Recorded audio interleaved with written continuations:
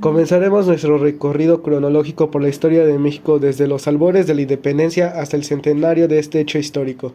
Es importante entender que la insurrección no surgió de la nada.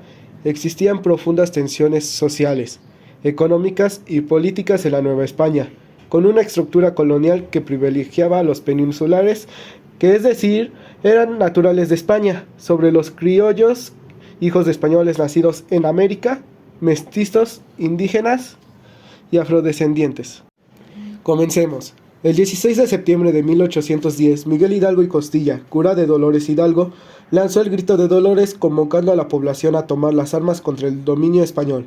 Su ejército, compuesto principalmente por indígenas y campesinos, logró importantes victorias como la toma de Guanajuato y Valladolid, pero fue finalmente derrotado en Calderón Bridge en 1811. Aunque Hidalgo fue capturado y ejecutado ese mismo año en Chihuahua, su legado inspiró a otros líderes como José María Morelos y Pavón, otro cura insurgente, que continuó la contienda, organizando mejor el movimiento y promulgando en 1813 la Constitución de Apatzingán, que establecía la igualdad de derechos, la abolición de la esclavitud y la soberanía popular. Posteriormente, en el año 1821, Agustín de Iturbide y Vicente Guerrero firmaron la Sentencia de Iguala, que reunía a insurgentes y realistas bajo tres principios fundamentales: la independencia de México, la igualdad entre criollos y peninsulares y la religión católica como oficial del país. Ese mismo año, Iturbide logró la entrada triunfal a la Ciudad de México, poniendo un fin a más de 300 años de denominación española. En 1822 se autoproclamó como emperador con el nombre de Agustín I, pero su reinado fue breve, debido a la resistencia de sectores liberales y militares. En el año 1823 se estableció una junta provisional que declaró la República y un año después se promulgó la primera Constitución Federal, que organizó el país como una república federal de 19 estados y 4 territorios, con el poder dividido en ejecutivo, legislativo y judicial. Los siguientes años estuvieron marcados por intensos conflictos entre los liberales y conservadores, que disputaban el rumbo del país. Los liberales defendían la federación, la separación entre el Estado y la Iglesia y la modernización económica, mientras que los conservadores buscaban un régimen centralista, el mantenimiento del poder de la Iglesia y la tradición colonial. Este enfrentamiento llevó a guerras civiles, invasiones extranjeras y gobiernos temporales entre 1862 y 1867.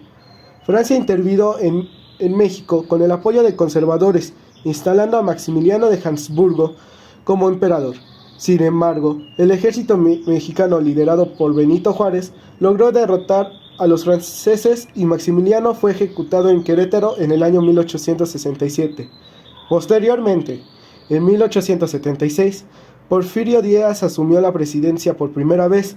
El porfiriato, que se extendió hasta 1911, trajo progreso económico con la construcción de ferrocarriles, la expansión de la agricultura exportadora y el desarrollo de industrias, pero también se caracterizó por la concentración del poder en manos de Díaz, la supresión de la oposición y una creciente desigualdad social, con grandes extensiones de tierra en manos de pocos latifundistas y la marginación de los campesinos. Esta situación insostenible desencadenó la Revolución Mexicana en el año 1910, cuando Francisco I. Madero, un líder liberal y empresario, convocó a la lucha contra Díaz mediante el Plan de San Luis Potosí, exigiendo elecciones libres y la restitución de tierras. Aunque Madero logró derrocar a Díaz en el año 1911 y llegó al poder, su gobierno no cumplió con las expectativas de sectores populares. Esto en 1913, un golpe de estado liderado por Victoriano Huerta terminó con su vida y su gobierno, dando paso a una etapa de intensa lucha armada con múltiples líderes. Emiliano Zapata en el sur, que defendía de la tierra para los campesinos con el Plan de Ayala. Pancho Villa en el norte, líder de las fuerzas revolucionarias más populares. Venustiano Carranza, que encabezaba los movimientos constitucionalistas. Y Álvaro Obregón, su principal comandante militar. Nos remontamos en 1917, en medio de la contienda revolucionaria. Se convocó una convención constituyente en Querétaro durante el gobierno de Venustiano Carranza. Aunque Carranza buscaba una carta magna moderada, la progresión de líderes como Álvaro Obregón y los movimientos populares dio como resultado una de las constituciones más progresistas del mundo en su época, además de los derechos laborales fundamentales, salario mínimo, jornada de 8 horas, derecho a la huelga y protección a mujeres y niños trabajadores. Incluyó disposiciones sobre la seguridad social, la obligatoriedad de la educación primaria y la nacionalización de los recursos naturales. Estableció que el suelo y el subsuelo pertenece a la nación. También instituyó la propiedad ejidal, un sistema para devolver tierras a comunidades campesinas que habían sido despojadas durante el Porfiriato, y estableció la separación estricta entre Estado y Iglesia, limitando sus bienes, prohibiendo su intervención en la educación y declarando el matrimonio civil como un único legal. Después de la conciliación militar de la Revolución, Álvaro Obregón asumió la presidencia en 1920. Tras derrotar a Carranza en la lucha por el poder, su gobierno implementó reformas concretas, distribuyó más de 3 millones de hectáreas de tierra en ejidos, modernizó el ejército creando la Escuela Militar de Chapultepec y promovió el desarrollo económico con la construcción de carreteras y la expansión de la agricultura. Seguido por Plutarco Elías Calles, quien gobernó en 1924 a 1928 y profundizó las medidas anticlericales con la Ley Calles, que restringió aún más las actividades de la Iglesia. Esto desencadenó la rebelión cristera entre 1926 y 1929, un levantamiento armado de sectores católicos que dejó decenas de miles de muertos para canalizar los intereses de la revolución, evitar nuevos conflictos y consolidar la estabilidad política.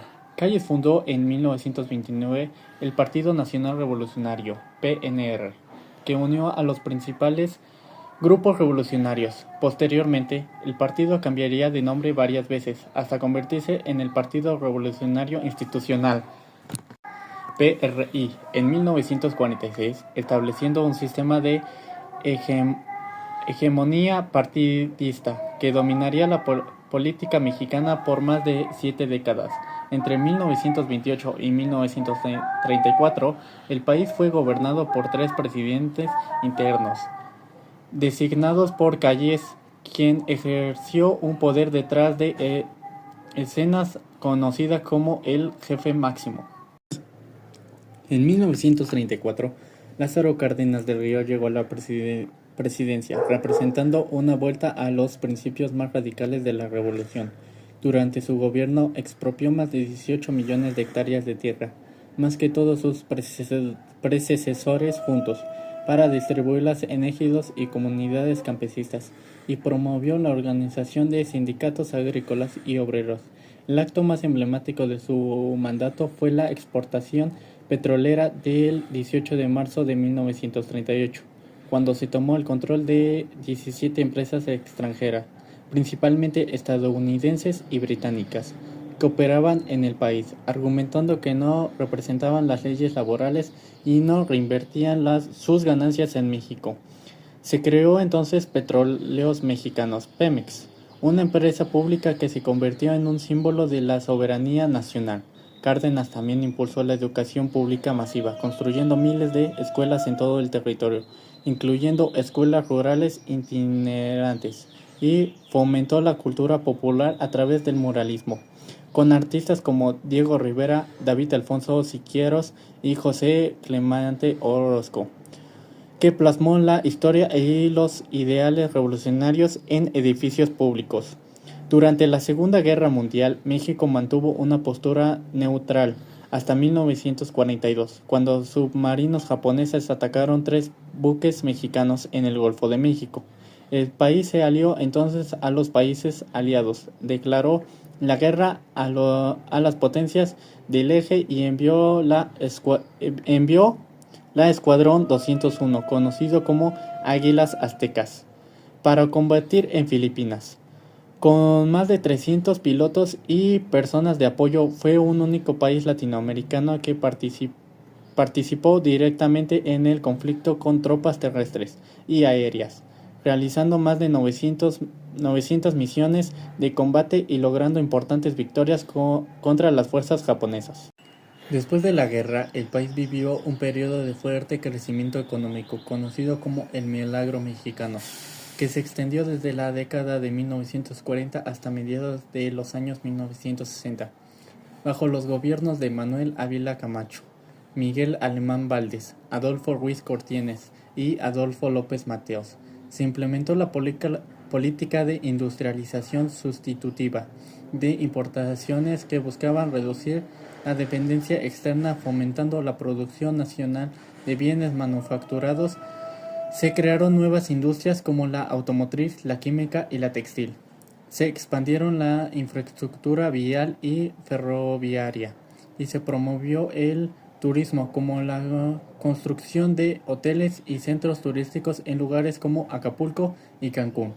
Este crecimiento generó una mejora del nivel de vida de muchas familias mexicanas, con un aumento del empleo, la creación de una clase media urbana y el desarrollo de servicios públicos como el agua potable y la electricidad en zonas urbanas. En 1953, Adolfo Ruiz Cortines implementó políticas de estabilidad económica y social, controlando la inflación y promoviendo la igualdad de derechos entre hombres y mujeres.